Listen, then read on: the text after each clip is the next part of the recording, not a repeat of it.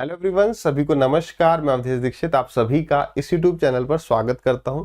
तो कल एसएससी ने एक नोटिफिकेशन रिलीज किया जिसमें 4-5 एग्जाम्स की डेट्स अनाउंस करी गई। तो उसमें से एक एसएससी सीजीएल का भी एग्जाम है। तो सीजीएल 2023 का प्री कब अनाउंस किया गया है? From 14 July 2023। सीजीएल 2023 की जो एक्सपेक्टेड डेट है जिस दिन इसका नोटिफिकेशन रिलीज होगा दैट इज 1 अप्रैल, यानी कि 1-2 दिन में जो है इसका नोटिफिकेशन आउट हो जाएगा। तो काफी सारे ऐसे स्टूडेंट्स होंगे जो यहाँ वहाँ सर्च कर रहे होंगे कि भाई एसएससी सीजीएल बेसिकली क्या है, इसके अंदर कौन कौन सी पोस्ट होती हैं। इनमें से कोई डाउट आपका रह रहा होगा, ठीक है। तो मैंने खुद भी एग्जाम 2 बार दिया, दोनों बार इंस्पेक्टर की पोस्ट पाई है। तो मैं आपको डिटेल में ये चीजें बता दूंगा ताकि आपको यहाँ वहाँ भटकने की जरूरत ना पड़े। क्योंकि कई बार क्या होता है, ऐसे स्टूडेंट्स होते हैं जिन्हें नॉलेज है, इसके सिलेबस को वो कर सकते हैं, बट उन्हें प्रोसेस ही नहीं पता होता, कहाँ से किस प्रकार से तैयारी करनी है वही नहीं पता होता है, और जिस वजह से वो फाइनल सिलेक्शन से रह जाते हैं। तो टू द पॉइंट हम बात करेंगे और इन सभी पॉइंट्स को बारीकी से कवर करेंगे। अगर इनमें से आपका कोई डाउट है तो आप इस सेशन को पूरा देखिएगा, सारे पॉइंट्स आपके क्लियर हो जाएंगे। सबसे पहले बात करते हैं पोस्ट की। तो देखिए एसएससी सीजीएल एक ऐसा एग्जाम है, और एक और बात, जो भी आप यहाँ पर देख रहे हैं आपको पीडीएफ जो है टेलीग्राम चैनल पर मिल जाएगी, आप आराम से पढ़ सकते हैं, पोस्ट को देख सकते हैं, ठीक है। तो एसएससी सीजीएल एक ऐसा एग्जाम है जिसके थ्रू वेरियस पोस्ट है। अगर हम काउंट करें तो अप्रोक्सीमेटली यहाँ पर 50+ पोस्ट होती है, 40 और ये हो गई आपकी 54। तो 54 डिफरेंट जो भी आपके डिपार्टमेंट्स होते हैं गवर्नमेंट के, उसमें आपको पोस्टिंग मिल रही होती है। इन सभी डिपार्टमेंट की सैलरी अलग अलग होती है, ठीक है। तो ये तो आगे आपके पोस्ट के नाम। इनमें से जो पोस्ट डिजायर्ड पोस्ट मानी जाती हैं, जो स्टूडेंट्स को काफी आकर्षित करते हैं कि भाई ये हमारी ड्रीम पोस्ट है, वो ये है। AAO क्यों ड्रीम पोस्ट है? क्योंकि यहाँ पर जो है सैलरी सबसे ज्यादा होती है। This is the only gazetted post जिसकी जो सैलरी है वो 4800 ग्रेड पे में लाई करती है। उसके अलावा सभी जो है 4800 ग्रेड पे से बिलो ही रहते हैं। उसके बाद ASO इन MEA मतलब मिनिस्ट्री ऑफ एक्सटर्नल अफेयर्स। तो भाई ये पसंदीदा क्यों है? ये 4600 ग्रेड पे की जॉब है। ये इसलिए क्योंकि इसमें विदेश मंत्रालय इसका नाम है, तो विदेश में पोस्टिंग मिलती है, और सैलरी और पर्क्स जो है काफी ज्यादा होते हैं जब आपकी पोस्टिंग फॉरेन कंट्रीज में रहती है। इनकम टैक्स इंस्पेक्टर नाम ही काफी है, किसी को बता देंगे तो। जीएसटी इंस्पेक्टर, इसमें यूनिफॉर्म मिलती है, पुलिस की जैसी यूनिफॉर्म होती है, 3 स्टार्स होते हैं, तो वो भी अपने आप में एक रुतबा है, ठीक है। प्रिवेंटिव ऑफिसर, नेवी टाइप आपकी व्हाइट कलर की यूनिफॉर्म होती है, ठीक है। तो ये जो तीनों डिपार्टमेंट्स हैं ये बेसिकली एक ही डिपार्टमेंट है, that is CBIC, that is central board of indirect taxes, ठीक है। तो यही अपना कस्टम्स भी हम इसे कह देते हैं, ठीक। फिर ये प्रिवेंटिव ऑफिसर हो गया। एग्जामिनर की कोई यूनिफॉर्म नहीं होती है, पहले ये काफी जो है मोस्ट वांटेड पोस्ट टाइप रहती थी, ठीक है, एग्जामिनर। बट अब इसका क्रेज जो है डाउन होते जा रहा है, क्योंकि एग्जामिनर की जो पोस्टिंग रहती है वो मोस्टली कोस्टल एरियाज पे रहती है, और ट्रांसफर होके नॉर्थ रीजन में आना, दिल्ली साइड में, वो बहुत इम्पॉसिबल सा रहता है। अगर आता भी है तो वो आप 4-5 साल के लिए डेपुटेशन पे आ रहे होते हैं, और फिर बैक टू पवेलियन, यानी कि आप जा रहे होते हैं पोर्ट्स पे। उसके बाद डिविजनल अकाउंटेंट जो है ये 4200 ग्रेड पे की जॉब है, लेकिन ये भी आज की डेट में मोस्ट डिजायर्ड पोस्ट बन चुकी है। रीजन बीइंग वर्कलोड कम रहता है, चिल रहता है, बट इसमें एक जो समस्या आती है, ठीक है, जैसे जैसे आप प्रोसेस में आगे बढ़ेंगे तो जानेंगे कि डिपार्टमेंट जो है कहां पर किस स्टेट में कितनी वैकेंसीज है ये रिलीज नहीं करता है। Assistant in ED that is enforcement department, ये 4200 ग्रेड पे, सॉरी ये 4600 ग्रेड पे की जॉब है, दैट इज इंस्पेक्टर वाली सैलरी यहाँ पे रहती है। और ईडी आजकल आप देख रहे हैं, है ना, एक्टर्स को भी नहीं बख्श रहा है, तो इसकी भी जो है ये भी पोस्ट जो है लाइमलाइट में आ रही है। अब SI इन CBI 4200 ग्रेड पे की जॉब है, नाम यहाँ पर भी काफी है, ठीक है। तो इसके आगे बढ़ते हैं, ये होगी हमारी डिजायर्ड पोस्ट, ठीक। अब सैलरी की बात कर लेते हैं कि भाई जॉब करेंगे, मेन तो पैसा चाहिए सर, पैसा कितना मिलेगा? है पैसा अच्छा डिसेंट मिलेगा, बाकी आप इसे देख सकते हैं।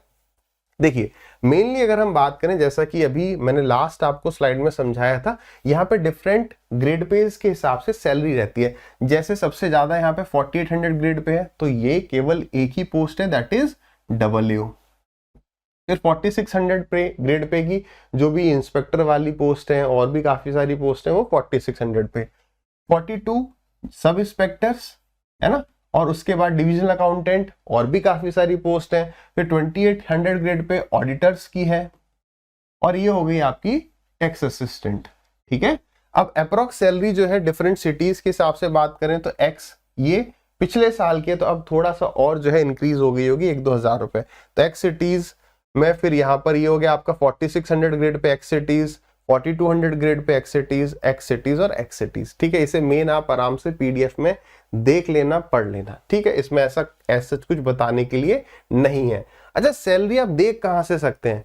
आप पिछले साल का नोटिफिकेशन उठा लो, या अब 1 तारीख को नोटिफिकेशन आ जाएगा, वहां पर जब आप देखेंगे तो यहां पर आप देखिए ग्रेड पे और पे स्केल, ये 2 चीजें हैं। ठीक है, ग्रेड पे और पे स्केल। तो अब जो है पे स्केल लिखा जा रहा है। जैसे आप यहाँ पे देखेंगे, यहाँ पे लिखा हुआ पे scale assistant audit officer, assistant account officer, तो AA है। यही 2 पोस्ट ऐसी हैं जो कि 4800 ग्रेड पे की हैं, या फिर 46,600 to 151,100 पे स्केल की है। ठीक है, तो कहां पे लिखा होगा? यहीं पर जो है, ये जो है आप इसे कंपेयर कर लेंगे इसके साथ, आसान है ना, सैलरी ठीक ठाक मिलेगी।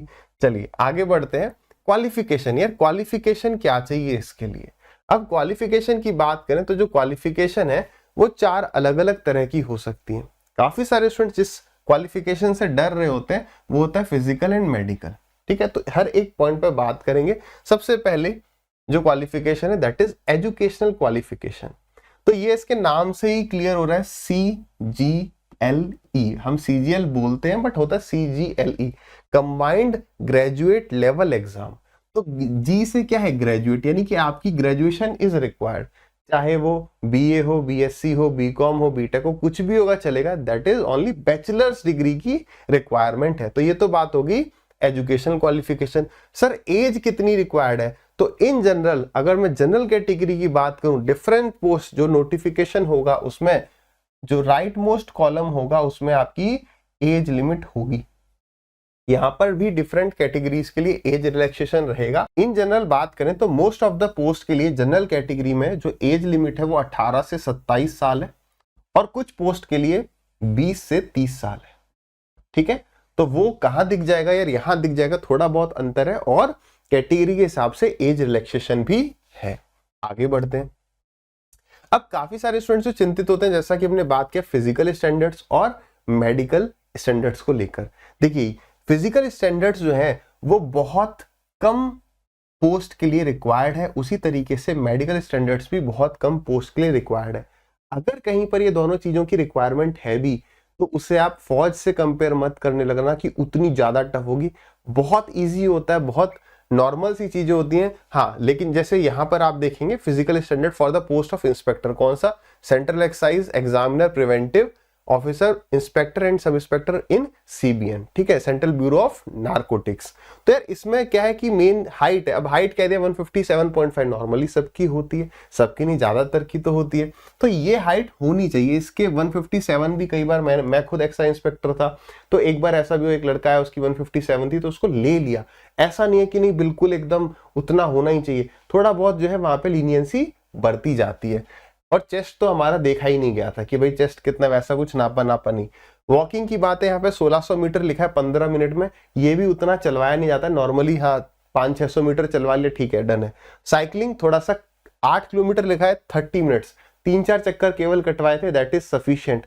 अब मेन बात है आपको साइकिलिंग करना ही नहीं आता तो समस्या बन सकती है। ठीक है, तो साइकिलिंग करनी एटलीस्ट आनी चाहिए। कहीं इतना नहीं चलवाते, ना ही इतनी साइकिल चलवाते हैं। ठीक, फीमेल कैटेगरी के लिए यह है आपकी रिक्वायरमेंट। यहां पर एक नोट वाली चीज अवश्य देखिएगा, ऐसा नहीं है कि इसमें कोई भी कैटेगरी जो है जैसे फिजिकली डिसेबल्ड है थोड़ा बहुत तो वो नहीं जा सकते हैं। अगर थोड़े बहुत हैं उसकी जो आप कैटेगरी की डिटेल पढ़ेंगे तो वो जा सकते हैं। देखिए यहाँ पे लिखा भी है, for the post of inspector persons with disabilities will have to meet the physical standards, यानी कि आपको हाइट, चेस्ट और वेट बस उतना करना है, बाकी जो है वहां पर आपको रिलैक्सेशन मिल जाएगा फिजिकल टेस्ट में। ठीक है, क्लियर? आगे बढ़ते हैं। इसी तरीके से ये फिजिकल स्टैंडर्ड है sub inspector central bureau of investigation, यानी कि अपना CBI के लिए। ठीक है, हाइट, चेस्ट ये सब देख लेंगे, आई साइट देख लेंगे। तो ये बेसिक सी चीजें हैं जो फिजिकल स्टैंडर्ड्स काफी कम पोस्ट के लिए आपको यहाँ दिख जाएगा, PDF में आप आराम से पढ़ लेंगे। ठीक है, आगे बढ़ सकते हैं। नार्कोटिक्स के लिए हो गया। अब आती है बात मेडिकल स्टैंडर्ड्स की। अगर मैं मेडिकल स्टैंडर्ड्स को आपको इन शॉर्ट बताऊं तो कहीं पर भी कोई खास मेडिकल स्टैंडर्ड्स की आवश्यकता नहीं है। सिर्फ और सिर्फ एक जो यहाँ पर मेडिकल स्टैंडर्ड्स में मेन इंपॉर्टेंट बात हो जाती है वो जाती है कलर ब्लाइंडनेस की, है ना। बीपी वीपी सब चलता है, ब्लड प्रेशर है वो सब कोई नापने नहीं वाला, आपको केवल अपने डिस्ट्रिक्ट हॉस्पिटल से एक फॉर्म भरवा के ले जाना होगा जो आपको रेस्पेक्टिव डिपार्टमेंट से मिल रहा होगा। मेडिकल स्टैंडर्ड्स में आपको बता रहा हूं नेक्स्ट टू जीरो है। सिर्फ कुछ पोस्ट में आपको कलर ब्लाइंडनेस नहीं होनी चाहिए, ठीक है। जैसे अपना कौन सा डिपार्टमेंट, कस्टम डिपार्टमेंट, ठीक है, central board of indirect taxes, ठीक है। और उसके बाद आपका नारकोटिक्स, ठीक है। यही 3-4 जो अपनी इसके अंदर कस्टम्स के अंदर आपने 3 डिपार्टमेंट हो जाएंगे, है ना। कौन कौन सा, एक तो हो गया आपका जीएसटी, फिर एक हो गया आपका प्रिवेंटिव ऑफिसर और एक हो गया आपका एग्जामिनर, ठीक है।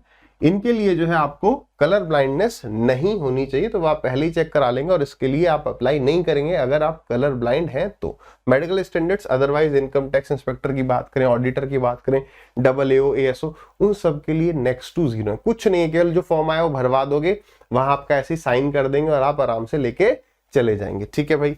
आगे बढ़ते हैं, मेन बात आती है सिलेबस की। सिलेबस की अगर बात करें तो सिलेबस में प्री की बात करें, अभी प्रोसीजर पर भी आएंगे। मेनली आप ये लेके चलिए इंग्लिश, मैथ, रीजनिंग, जीके, और मेंस में आपका जो है कंप्यूटर ऐड हो जाएगा। सिलेबस क्या है यार, सिलेबस को तो आपको सिर्फ एक बार देखना है, अभी उस बारे में हम कोई खास डिटेल में बात नहीं करेंगे।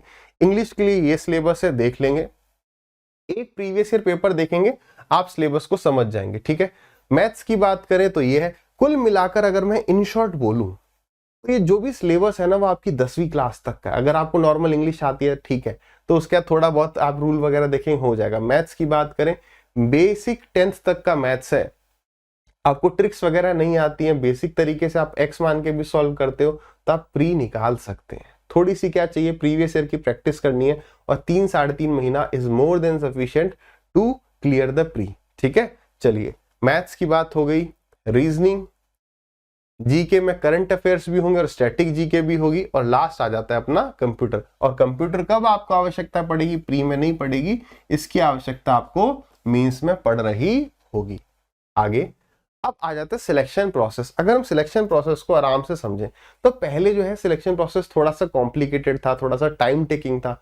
अब एसएससी ने इसको कट शॉर्ट कर दिया एकदम, केवल 3 स्टेप्स हैं, पहला, दूसरा और तीसरा, बस डन। पहला क्या है, आपको प्री देने जाना है, ठीक है। प्री के बाद उसमें से कुछ स्टूडेंट्स जो सिलेक्ट किए जाएंगे वो मेंस देने जाएंगे, ठीक है। मेंस आपका 1 दिन में हो जाएगा, और उसके बाद जो मेंस में से फाइनल सिलेक्शन यहीं से हो जाएगा, मेंस से ही आपका जो है फाइनल सिलेक्शन हो जाएगा।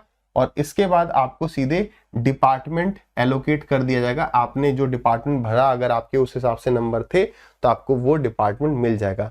यहाँ पर अगर सिलेबस की बात करें तो यहाँ पर इंग्लिश, मैथ, रीजनिंग, जीके, यहाँ पर बात करें तो English, math, reasoning, GK, plus यहाँ पर कंप्यूटर और प्लस यहाँ पर टाइपिंग, ये 2 चीजें यहाँ पर और एड ऑन हो जाती हैं। और यहाँ पर आपको डिपार्टमेंट मिल गया, और पहले जो डीवी इज डॉक्यूमेंट वेरिफिकेशन जो एसएससी करवाती थी, वो अब आपका डिपार्टमेंट ही कर रहा होगा। दैट इज ऑल, ठीक है। इसी के साथ जो है आई होप आपको क्लैरिटी मिल गई होगी इस एग्जाम रिलेटेड। अगर आपकी कोई भी और क्वेरी है, आपकी किसी सब्जेक्ट ओरिएंटेड क्वेरी है कि सर इसको कैसे तैयार करें, या इस 3-3.5 महीने की हमारी क्या स्ट्रेटजी रहनी चाहिए, अगर उस टाइप की कुछ क्वेरी है तो प्लीज कमेंट सेक्शन आपके लिए ओपन है, उसका यूज करिएगा। सेशन अच्छा लगा तो लाइक करना, कमेंट करना। फिर मिलते हैं नेक्स्ट सेशन में। टिल देन हंसते रहिए, मुस्कुराते रहिए और मेहनत करते रहिए।